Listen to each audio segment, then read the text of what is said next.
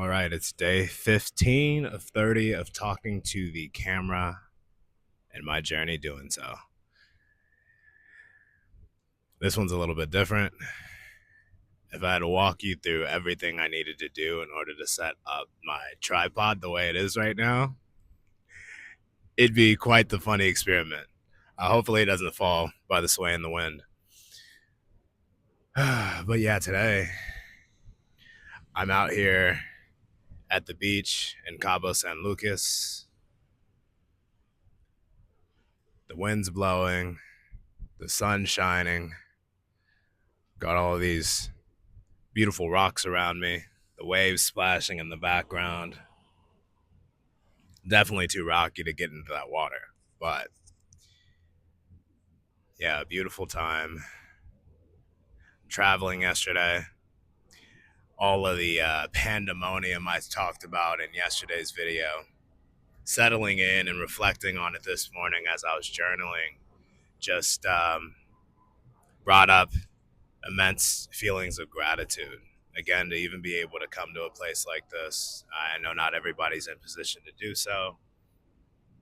To be out here with some good friends, share some laughs, share meals together, and just enjoy this experience we call life. What I was reflecting on this morning in my morning pages was just the concept of being calm and observing. And by observing, I don't mean in the sense of just sitting in the background watching people do whatever they do, or watching things, or preventing yourself from jumping in and experiencing being a part of conversation and whatnot, but more so observing your own sense of judgment, and not only how you're perceiving others, but definitely how you're perceiving yourself as you're placed into foreign environments or foreign situations.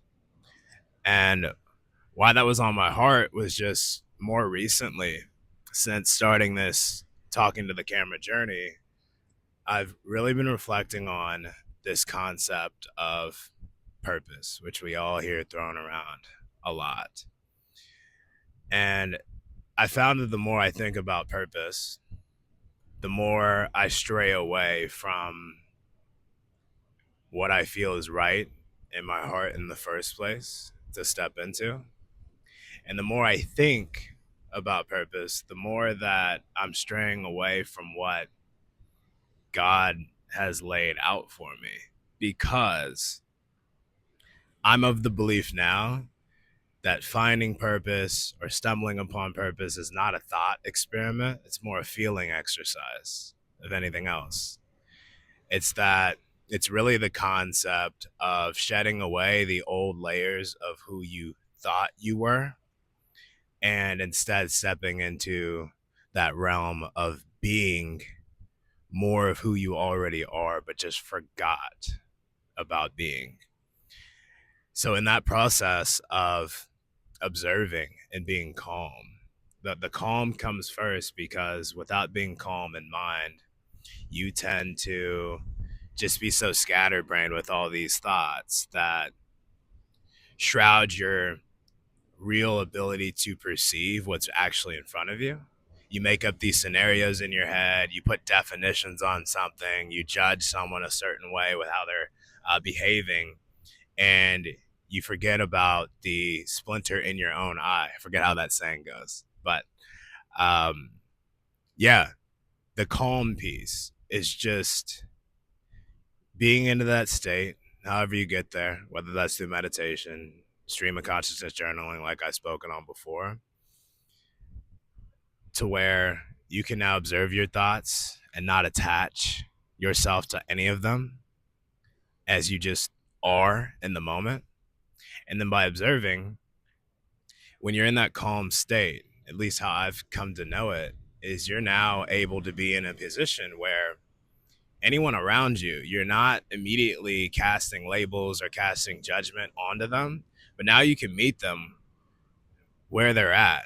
as equals, as we all are equals inherently, and being able to interact, converse, lend a necessary ear or a necessary piece of advice as the moment calls for it. But without that calm first, you can't get there. And from the observing standpoint, is understanding, although we are equal inherently, we all have different upbringings that have stemmed from childhood up to our middle age, up to adulthood. And a lot of what came from our childhood upbringing tends to emanate itself in our adulthood currently.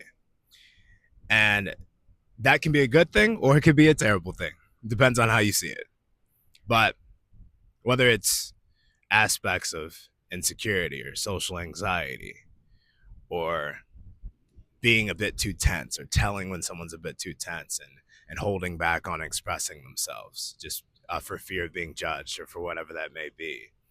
Being able to hold space, observe that in someone else without judgment, because again, from my perspective, I go through things regularly,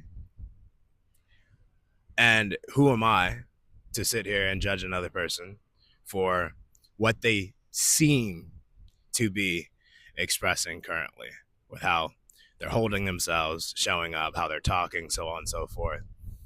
But would it not be a better and stronger position and more helpful to the world to come from a place of understanding, ask questions, and being curious, just genuinely curious? If someone's willing to go into a certain conversational topic, to go there, explore that with them, hold space, and if you sense or if they're open to advice based on the fact that maybe you've been through that thing before, share that advice with them, because in the process of teaching, we are also learning ourselves or relearning lessons that we may have forgotten about before.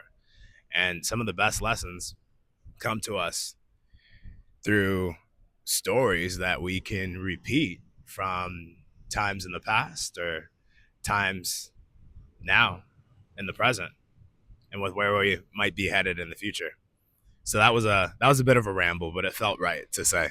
Um, anyways, um, yeah, just that place of calm observation.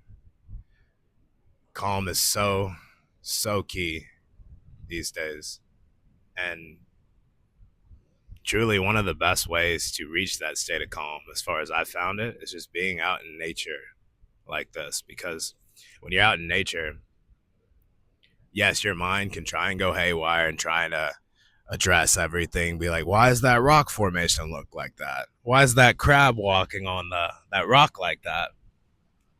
What's causing the waves to splash so hard currently?